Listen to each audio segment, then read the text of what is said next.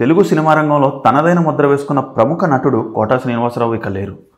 ఆదివారం తెల్లవారుజామున 4 గంటల సమయంలో ఆయన తుదిశ్వాస విడిచారు. గత కొన్ని నెలలుగా పలు ఆరోగ్య సమస్యలతో బాధపడుతున్న ఆయనకు చికిత్స అందించినప్పటికీ ప్రయోజనం లేకుండా పోయింది. కోటా మరణవార్తతో సినీ లోకంలో విషాద ఛాయలు అలుముకున్నాయి. పలువురు సినీ ప్రముఖులు, రాజకీయ నాయకులు ఆయన మృతికి సంతాపం తెలియజేస్తున్నారు. 1942 జూలై 10న కృష్ణా జిల్లా కంకిపాడులో జన్మించిన కోటా శ్రీనివాసరావు సినిమాల్లోకి రాకముందు స్టేట్ బ్యాంక్ ఉద్యోగిగా పనిచేశారు. కానీ నటన పట్ల ఆయనకున్న ఆసక్తితో రంగస్థలంపై నాటకాల్లో పాల్గొని విశేషంగా పేరు తెచ్చుకున్నారు. అక్కడి నుంచి వెండితెరపైకి అడుగుపెట్టి తెలుగు సినిమా చరిత్రలో ఓ చిరస్థాయిగా నిలిచారు. 1978లో చిరంజీవి తొలి చిత్రం ప్రాణం ఖరీదు ద్వారా సినీ రంగ ప్రవేశం చేసిన కోటా గారు 1980ల నాటికే విలక్షణ నటుడిగా గుర్తింపు పొందారు.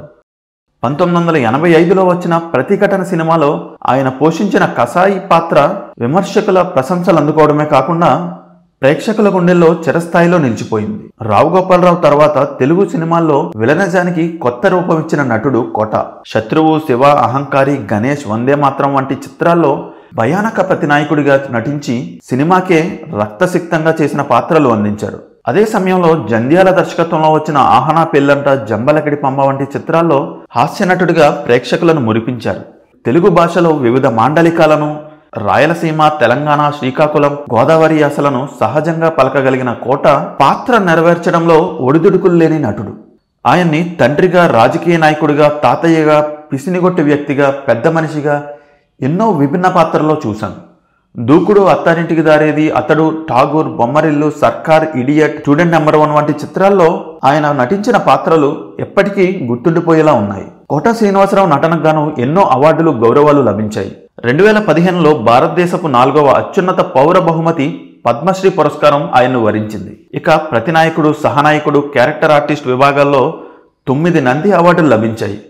2012లో కృష్ణ వందే జగద్గురం చిత్రానికి గాను సైమా అవార్డు లభించింది. తెలుగుతో పాటు తమిళం, కన్నడం, మలయాళం, హిందీ భాషల్లోనూ కోటా శ్రీనివాసరావు నటించారు. మొత్తం 750కి పైగా చిత్రాల్లో తన నటనతో ప్రేక్షకులను మెప్పించారు. ప్రతి పాత్రకు జీవం పోసే ఆయన నటనా శైలి భారతీయ సినిమాకు ఓ విలువైన వరం. 750కి పైగా చిత్రాల్లో నటించి తెలుగు ప్రేక్షకులను మెప్పించిన నటుడు కోటా శ్రీనివాసరావు జీవితంలో ఓ తీరని విషాదం కూడా ఉంది. ఆయన ఏకైక కుమారుడు కోటా వెంకటాంజనేయ ప్రసాద్ 2010 జూన్ 20న హైదరాబాద్లో రోడ్డు ప్రమాదంలో మరణించారు. శంషాబాద్ ఎయిర్పోర్ట్ మార్గంలో నార్సింగ్ వద్ద స్పోర్ట్స్ బైక్పై ప్రయాణిస్తుండగా డీసీఎం వ్యాన్ ఢీకొని మృతి చెందాడు. ఈ ఘటన కోటా కుటుంబాన్ని తీవ్ర విషాదంలో ముంచేసింది. 1971లో జన్మించిన ప్రసాద్ తండ్రి అడుగుజాడల్లో సినీ రంగ ప్రవేశం చేసి సిద్ధం సినిమాలో నటించారు. గాయం 2 చిత్రంలో తన తండ్రితో కలిసి నటించారు. 39 ఏళ్ల వయసులో మృతి చెందిన ఆయన మరణం సినీ పరిశ్రమను కూడా కలిచివేసింది. కోటా గారికి భార్య, 2 పిల్లలు ఉన్నారు. ఈ విషాదం గురించి కోటా శ్రీనివాసరావు పలు సందర్భాల్లో భావోద్వేగంతో ప్రస్తావించారు. ఇక కోటా గారి మరణం తెలుగు సినీ రంగానికి తీరని లోటు. 4 తరాల నటులతో కలిసి పనిచేసిన ఆయన్ని గుర్తు చేసుకుంటూ సినీ ప్రముఖులు, అభిమానులు సోషల్ మీడియాలో నివాళులు అర్పిస్తున్నారు. కోటా శ్రీనివాసరావు ఇక లేరు. కానీ ఆయన నటన మాత్రం తెలుగు సినిమా చరిత్రలో చిరస్థాయిగా నిలిచిపోతుంది.